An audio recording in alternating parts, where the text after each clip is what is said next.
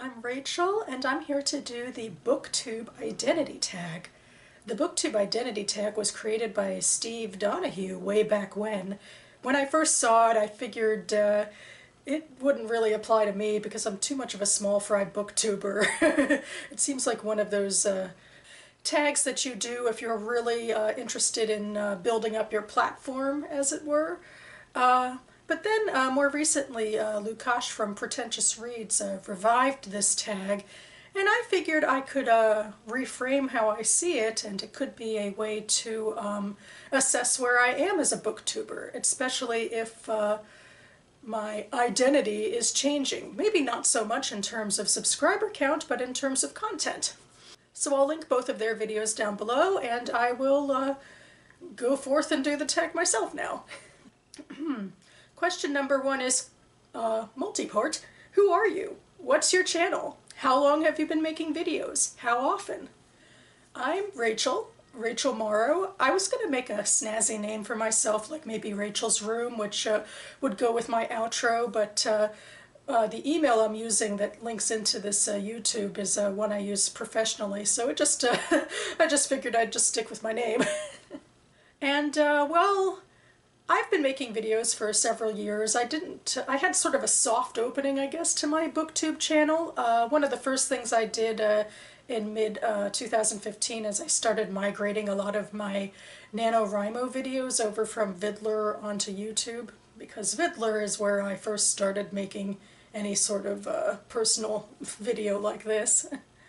And then I think sometime in 2016, I started making author spotlight videos for Allegra Goodman and for Tova Mervis.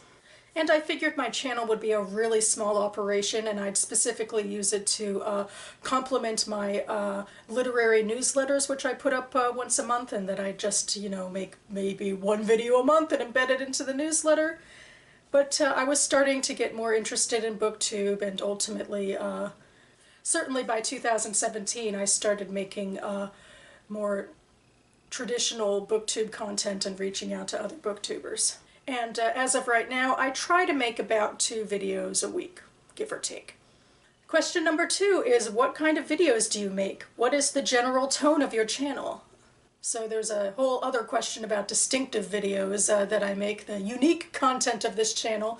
I certainly also make your traditional standard BookTube videos. I really like hauls. I like reading wrap-ups and Friday reads.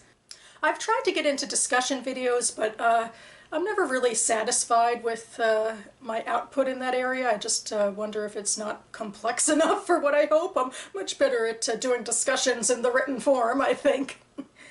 And I don't know if this would fit under tone, but my production is relatively amateur, straightforward. Mostly I'm just here talking to a camera, although sometimes I do vlog and I take my camera to book festivals and other bookish events, and I put background music and stuff like that behind it. But for the most part, I'm very straightforward like this. Me, camera, room, hopefully a cat sometimes. I also do some tag videos and various book reviews, also usually right here. I probably put the most work into my NaNoWriMo vlogs, where every day I film something about my writing process and you know, do transitions and insert word counts and put in music and what have you. And I'd say my tone, I suppose, is just pretty casual for the most part. I try to sound upbeat when I can because books are fun, and I've even gotten some comments about my laugh, which is flattering. Although I also don't try to push myself to sound fake, so I know in some of my videos I sound a little less peppy than in others. I just try to remain true to myself. But in general, I say my tone is relaxed and conversational. I love talking about specific books and bookish culture in general, and I always welcome your comments below. Question number 3 is, what kind of community have you developed here on your channel? And here's where I might tout the value of small-time booktubers, because even though I don't have a huge subscriber count, I do have regular commenters on a small scale. Some have come and gone throughout the years, as is custom. But I've also maintained relationships and even met a couple booktubers in person. So if you are starting out, or just in general or on a smaller scale yourself and haven't accrued a whole bunch of subscribers, I hope you can still count on the fact that you can get regular comments from people and know that your opinions on BookTube are valued, because that's certainly been my experience. And I'm always thrilled when I can find some common ground with people on YouTube looking for bookish content. Question number 4 are, what are some of the unusual or distinctive features on your channel? So this is where I might say that when I decided to join BookTube, I knew that it was popular to market a niche for yourself, so I figured naturally my niche would be Jewish fiction, because I've read enough of that I have a shelf for it on Goodreads. So you'll certainly see a lot of Jewish fiction and now more and more nonfiction titles crop up in my AM readings and book hauls and what have you.